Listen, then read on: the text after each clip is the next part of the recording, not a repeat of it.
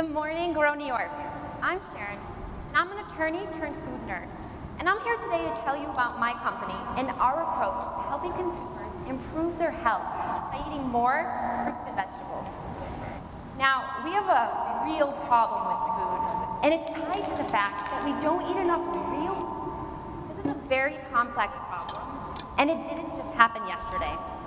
The processed food industry is over 150 years old, and it was birthed out of the need to feed the masses inexpensive, tasty, and available food. Health was not on the main menu, but it was part of the marketing campaign. Now, the real truth is that 73% of the American diet is considered ultra-processed, meaning we take foods like this and we subject them to high heat, high pressure, and chemical manipulation, destroying all of the good stuff. And processed foods lack nutrient diversity. And to hold it all together, to make it taste good and keep it shelf stable, they add chemicals and additives, more and more every single year since 1910, to the tune of over 10,000 today. Now, all of this has created so many consumer problems, more than we've ever had. And 90% of us still do not eat enough fruits and vegetables every single day, especially our children. And because of this, we don't feel well. And new science shows that not only are processed foods devoid of nutrients, but they actually contain harmful carcinogenic compounds. The tricky part is that 95% of us, we want to eat healthier. But we're busy, and we end up throwing away 50% of all of the fresh produce that we do buy. And a survey this year showed that 5 out of 6 consumers do not even trust that our food supply is safe anymore. Consumers are confused and misled. And this is a huge problem, and we need a solution. What we need to do is invent the future of food. Now, the future of food, experts say that it needs to be tailored to our biology and our life stage. We do this for pets, so why not humans? And the food has to be good for our bodies and the planet that we live on, which means it's going to be plant forward, and it has to come about by technological innovation.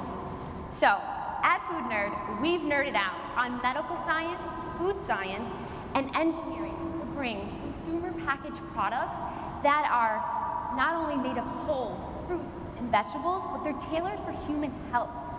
And most excitingly, we are creating products that preserve the nutrition of this in shelf-stable, convenient forms that fit our busy lifestyle. And how do we do this? Well, we do this the Food Nerd way.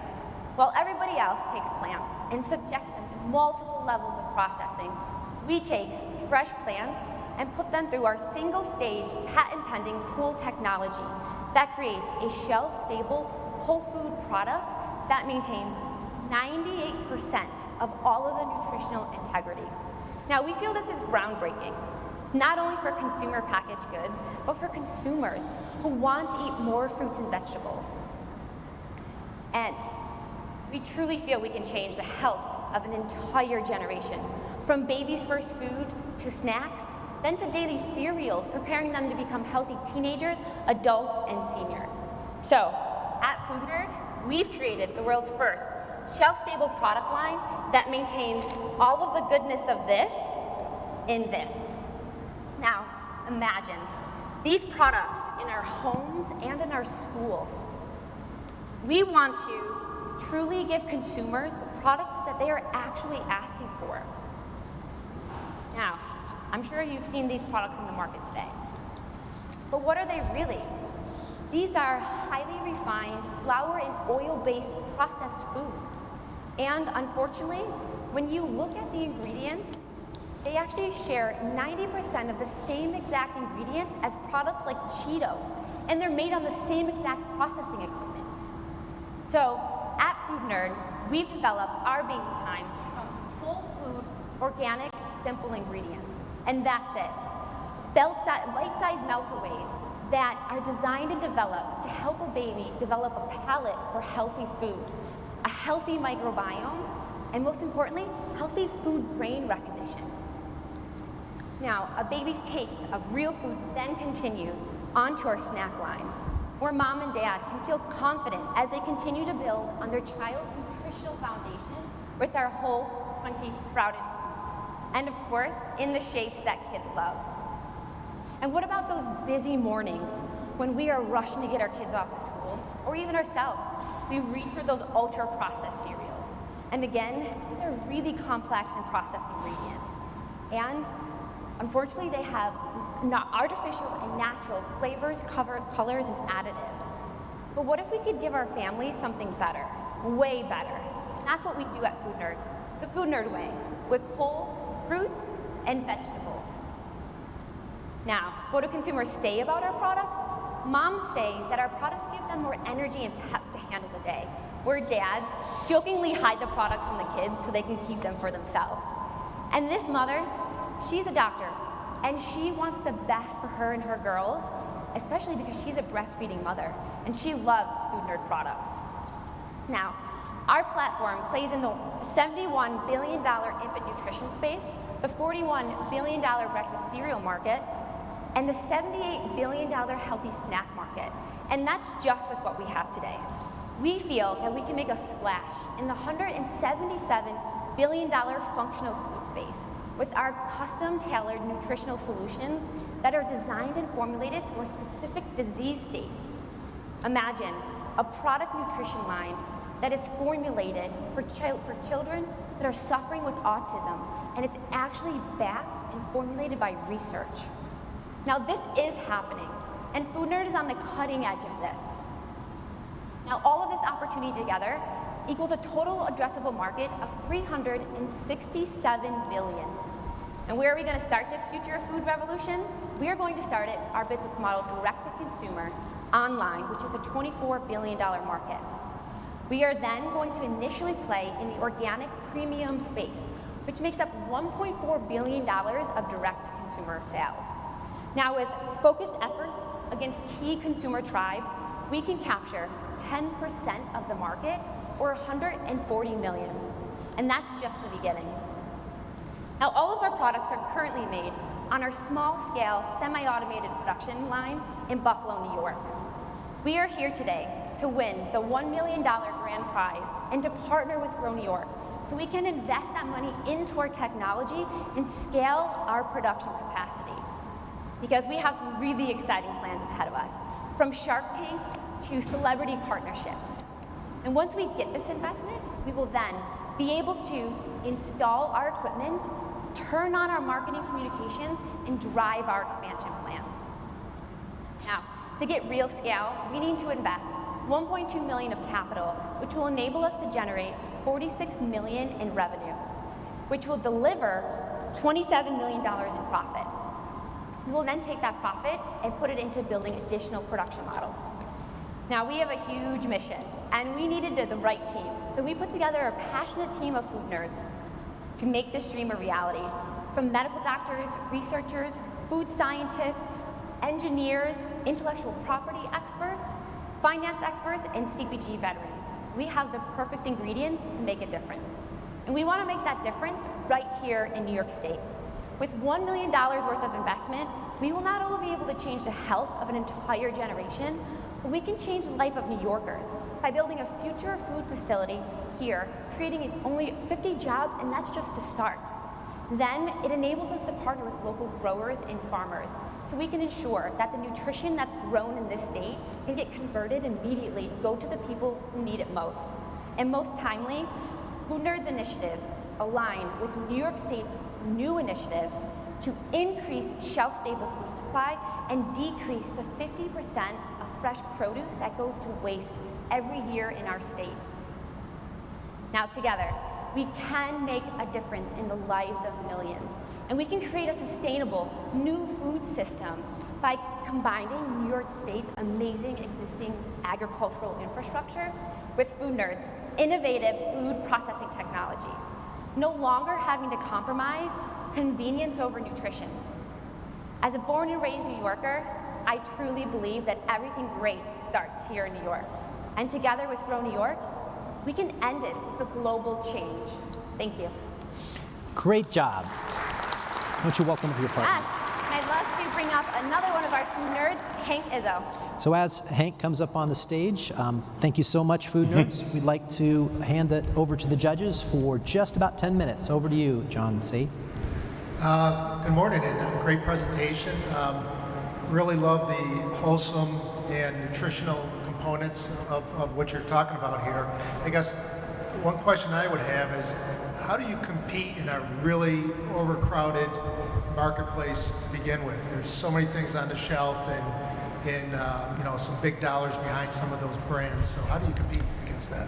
Yeah, I'll take that one. I mean, clearly in the food industry, you can go to any shelf, and especially the cereal shelves or the snack shelves.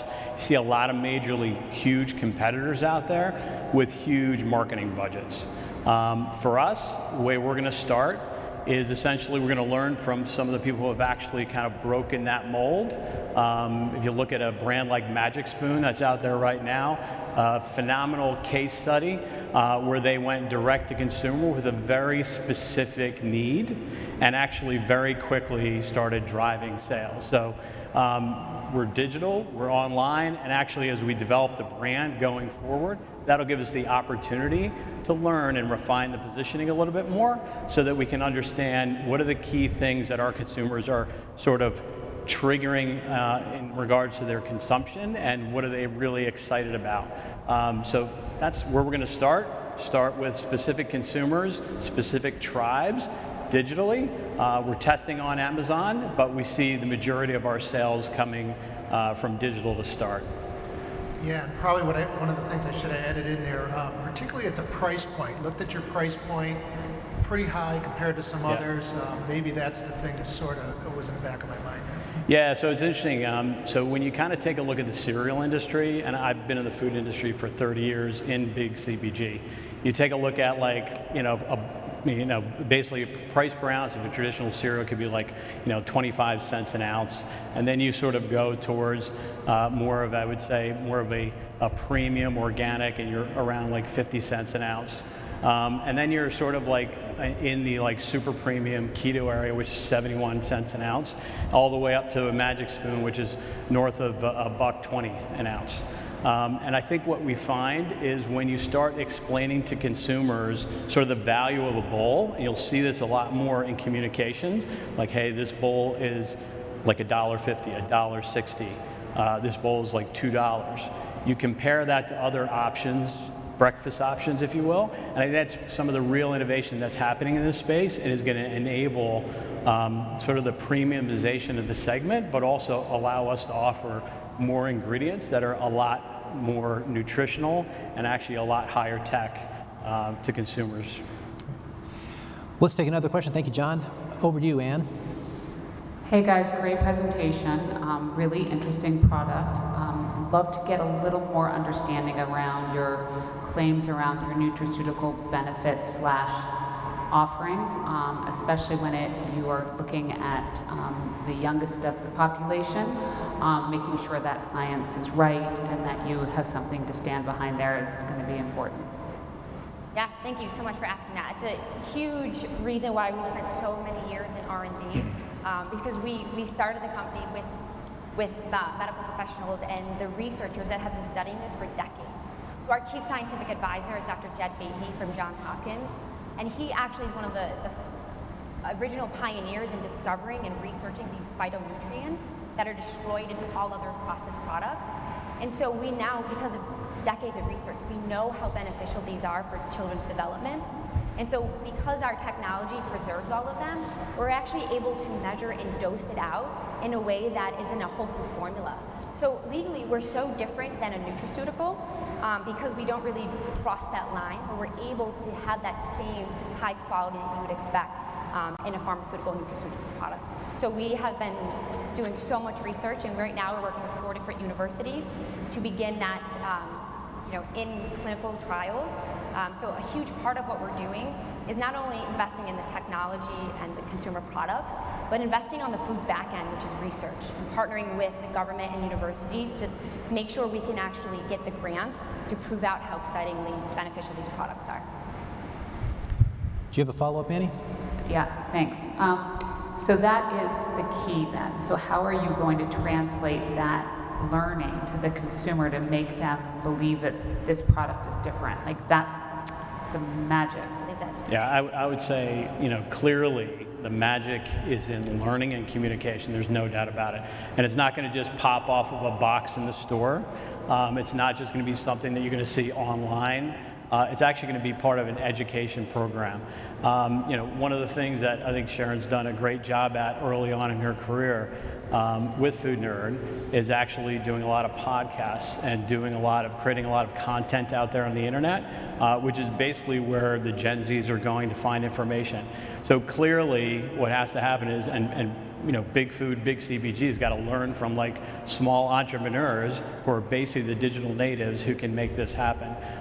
So her connections with, and you saw those pictures up there in regards to all the different professors, and Jed Fahey is the top researcher from Johns Hopkins. He used to run the Chemoprotection Institute for Johns Hopkins. He was the guy who originally found and discovered sulforaphane in broccoli, and that's why broccoli is so good for you. But clearly it needs to be an education process, and some of the other things we're looking at, we feel that we can make a real big difference, more so than any marketing campaign ever could. We can make a real big difference by being available in schools. Early on in my career, I did a lot of work with school nutrition programs. They tend to be sort of populated with a lot of products that aren't exactly great nutrition. So we've been talking, as Sharon's been talking to folks in the Buffalo area, and what would be great is if, hey, every time you buy a box of Foodnerd cereal, you're actually buying a box for a child in a school somewhere. That helps us to drive nutritional equality across the board. So we think it's really exciting and a great way to bring a more shelf-stable form of great nutrition, plant-based nutrition made from plants to students every day. And I just follow up on that. A lot of just the marketing communications is it's going really towards animation and videos, which is the best way to educate consumers. So we're really excited. We've built out this really exciting back end, and this technology, this investment will allow us to be able to create the content to really educate and disrupt on social media. Yeah, Sharon's going to be the dean of Foodnerd U, basically. Mary, perhaps you have a question? So it seems like that the core difference about your product is this patent pending cool technology. So the secret sauce here, I guess a couple of pieces of it. One, my colleague John wants to know how it's different from freeze dried. I'm just curious to know more about it, and also kind of a follow-up that I'm going to ask in advance of that to work it in is that it's really, really tough to build a brand. We've all been there. It's expensive. It's risky. There's really big companies out there. Have you thought about just licensing this super important technology to companies that already have big brands? Yes, absolutely. I'll answer that one first, and thank you for asking that. So we're actually working with potential partners actually overseas that are interested in not only licensing our technology, and perhaps we are going to license them exclusively based on the region, but they are actually interested in licensing the product. So they want Foodnerd to manufacture and R&D the product and ship it to them so they can put it right into their distribution channels, which are already massive. And then back to the technology, which is something I love to nerd out about. And so we've spent over 2.5 years developing the technology. And it's different than what we're doing, than what's done now, is because our entire process is a completely frozen chain where the products are subjected to extremely cold temperatures under negative 130 degrees, which means that we're able to grow plants to their peak and then lock it in, and then we put it through our cold molding technology, which locks it into the shape, which otherwise you can't do that unless you extrude or do high heat. And then we end it with a final stage, which is we sublime off the water at very, very low temperatures, never exceeding 115 degrees, and it's all one single continuous line. Great, thank you, Mary. John Eng, do you have a question? Actually, she answered it just now. I was going to say, how is it? Yeah, that's a great question. Let's see, we have just time for one really quickie, or if not, we can call it a wrap with these guys because we're down to Anne's got one. Could you speak to partnerships, or is that still exclusive? That would be great to know. Yeah, I can say the exact name, but I can say that they are the largest fresh produce growers in Japan. So it's a very large potential partners that we're speaking to, and we haven't really opened up the door yet. So once we get this capital and we can install our first module, prove out the scale, then we're going to open the doors and really see what comes in. And we're very thrilled that it's going to be a lot of the big guys, and that's what we want. We want to be able to get better products into the market as soon as possible. So we don't want to hold this technology to ourselves. We really want to partner with people to move this future of food really fast. Thank you.